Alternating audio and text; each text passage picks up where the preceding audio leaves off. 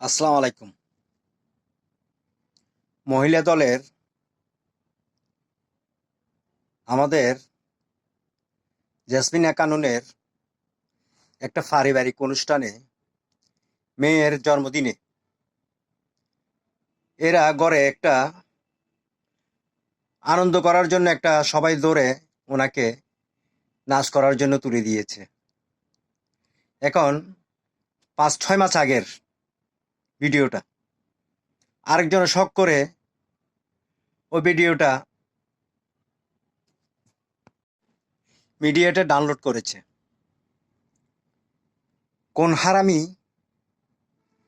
ওই ভিডিওটা ডাউনলোড করে বিভিন্ন রকমের আজে বাজে কথা বলে লেখে পোস্ট করেছে।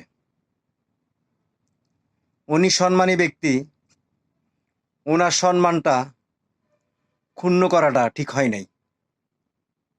এগুলো ঠিক না। বিএনপির নেতা কর্মীদেরকে নিয়ে এই ধরনের অপপ্রচার করতেছেন, সম্মান হানি করতেছেন, এগুলো তো ঠিক না। কে বা কারা এইদের পিছনে উঠি পড়ে লেগেছেন তাদেরকে বলবো, এগুলা করেন না ভাই বোন, এগুলা করেন না।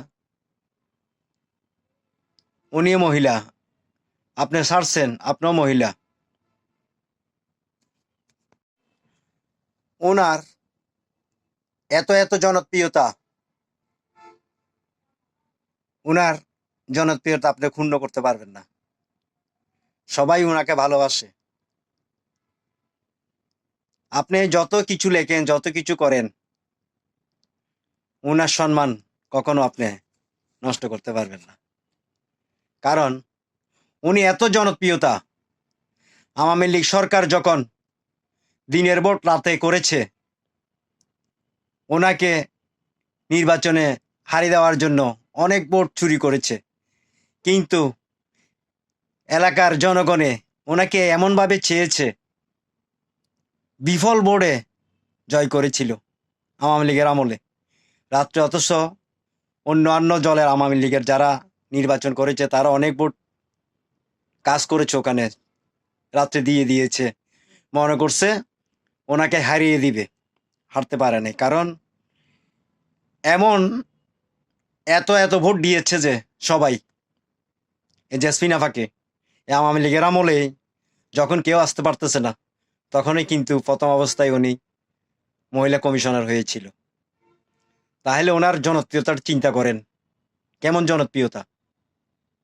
যাই হোক, যারাই ভালোবাসা দেখিয়েছেন, সামনে উনি নির্বাচন করবে, যেভাবে ওনাকে সাড়া দিয়েছেন সেভাবে সাড়া দিবেন, পাশে থাকবেন, গরিব দুঃখের পাশে। উনি সবসময় রাত হোক দিন হোক পাশে দাঁড়াই। এই ধরনের নেত্রী আমাদের দরকার। যারা যেভাবে ভালোবাসা দিচ্ছেন এভাবে ভালোবাসা দিয়ে যাবেন, ওনার পাশে থাকবেন। ভালো মানুষকে ভালো বলতে হবে। ভালো থাকবেন, আপার জন্য দোয়া করবেন, আপার পাশে থাকবেন। এটাই হচ্ছে অনুরোধ আপনাদের কাছে, এলাকাবাসীর কাছে। ভালো থাকবেন, নিজের প্রতি খেয়াল রাখবেন। আসসালামু আলাইকুম।